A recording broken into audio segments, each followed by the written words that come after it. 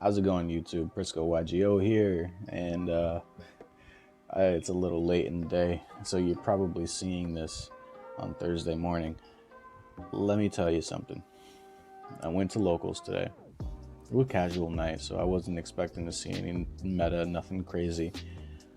But for some reason, casual locals has not banned Zexal. Now they have their own custom ban list, and it's not just like a ban list. It's hey, whatever cards are already on the ban list, they're banned. And but there's a custom set of decks that just cannot be used.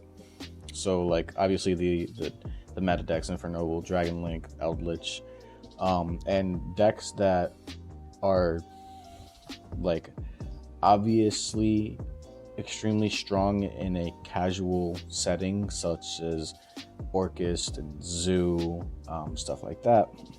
Those decks are not allowed to be played. So it forces a lot of the players that come to casual locals to play stupid decks, fun decks, stuff like that. Now, Zexal is not one of those cards. Mystic Mine is one of those cards. It's just like, hey, also don't play Mystic Mine. And I'm just like, that's fair, that's fine. Zexal should be one of those cards, but apparently it's not. And it has the reason that I asked why it's not, and the reason being is that it doesn't dominate. It hasn't won. So I was like, okay, that's fair. Actually, the deck that did win was Melfi's. Melfi's got first place, and I'm pretty sure they went undefeated. Yeah, Melfi's of all fucking things. And I don't have that deck profile, but a buddy of mine will have it on his channel, and I will link his channel up here. I think it goes up there or over there somewhere, and it'll also be down in the description below. His name is Joey. We call him Goofy Joey. He's someone that I'm going to be working with personally in the future on some projects that I'm not going to announce just yet. But let me tell you that I got some stuff in store, and I can't wait to share it with you guys. All right. So, anyways, I got 8th place with Time Thief Numeron, and it was fun. It was really fun, and that was the point. Was to go in there, have fun, abuse Numeron a little bit, and yeah, I guess you can already kind of take a guess at what I'm going to be showing you. Yeah, that's right. I'm going to be showing you this really cool field center that I got not that long. It's like, I'm kidding. I'm going to show you the deck profile. Let's go ahead and roll the intro, and yeah, go do the thing. Hey, like, comment, and subscribe. Okay, like, comment, and subscribe if you haven't already.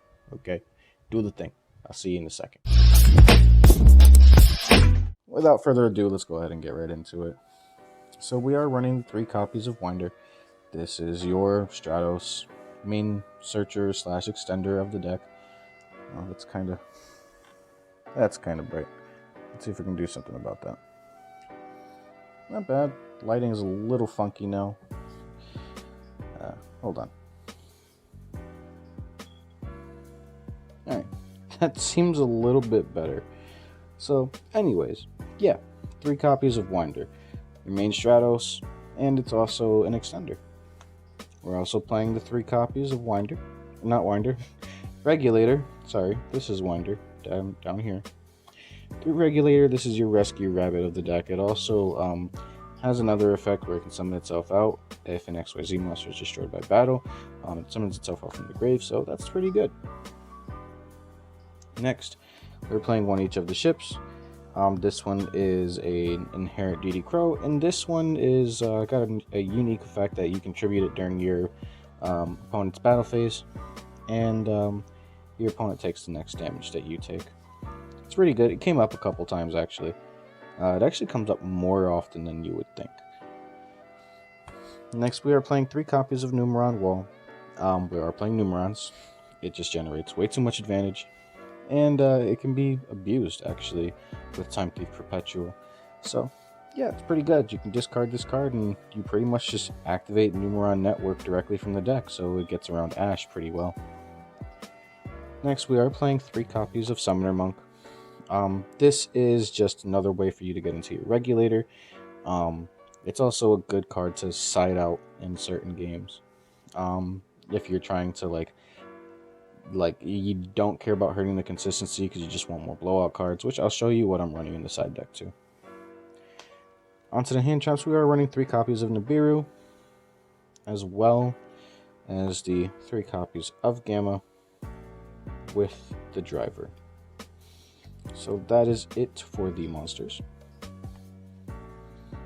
For the spells, we are running 3 copies of Numeron Network. This card is really, really good. And to go with it, 2 copies of Calling. I actually, at one point, wanted to run 3 because activating this is not once per turn. Using the effect is once per turn, but, you know, that would also mean I would have to change up the extra deck a little bit, but it performed pretty well today.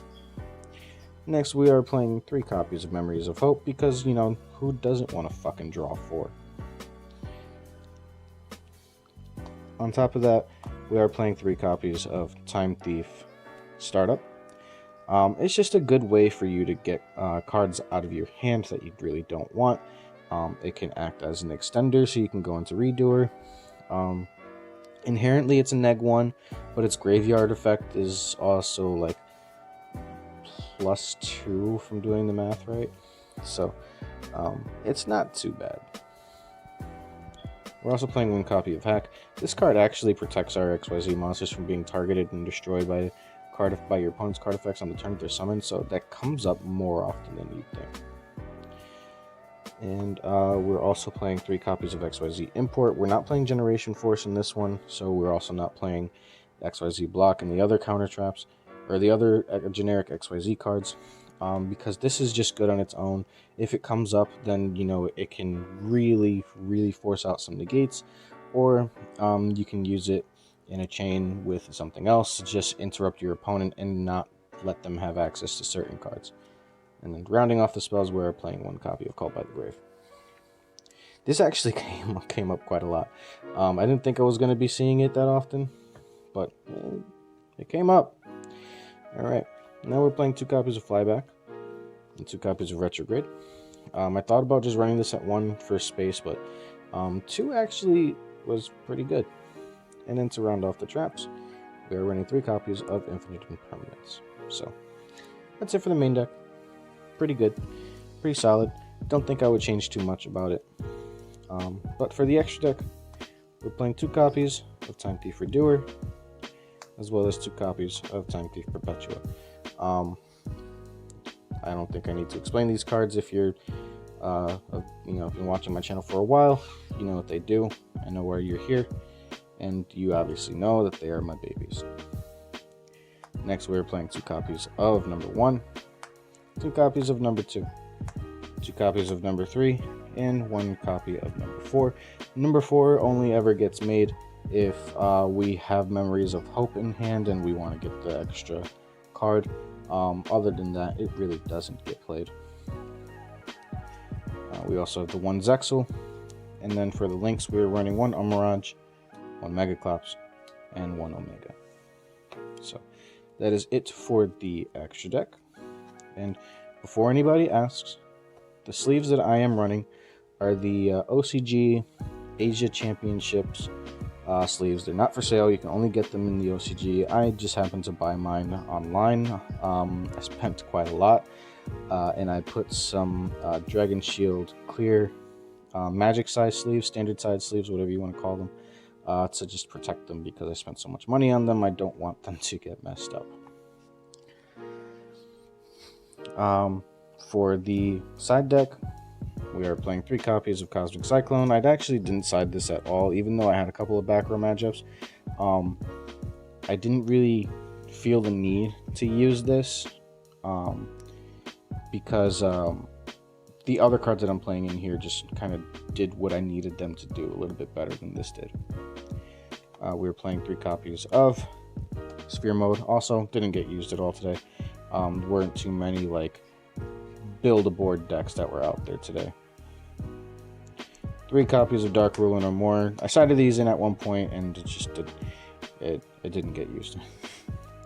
And 3 copies of Summon Limit. This card kind of won a couple of games, so pretty good.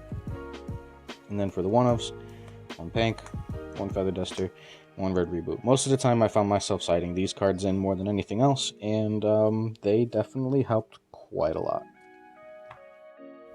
So now that you guys have seen the deck profile, make sure you let me know what you think down in the comment section below.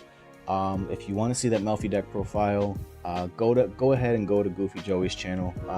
Like I said, I'll post a link in the description so that you can see it. And I'm also working on a couple of things that I'm not going to fully announce just yet. Just know that all my fellow content creators and Yu-Gi tubers out there, yeah, you might want to pay attention to the channel pretty soon. Okay, just putting that out there. I've got something that I've been brewing up and stirring up, and I think I got something that you guys might want to take part in. All right, so with that being said, please go ahead and subscribe to the channel if you haven't already. We are very close to 300 subscribers, and we're approaching pretty quickly. Also, go ahead and give the video a big old thumbs up. I do appreciate every like that I get on these videos. Anyways, guys, go ahead and give Goofy Joey a follow.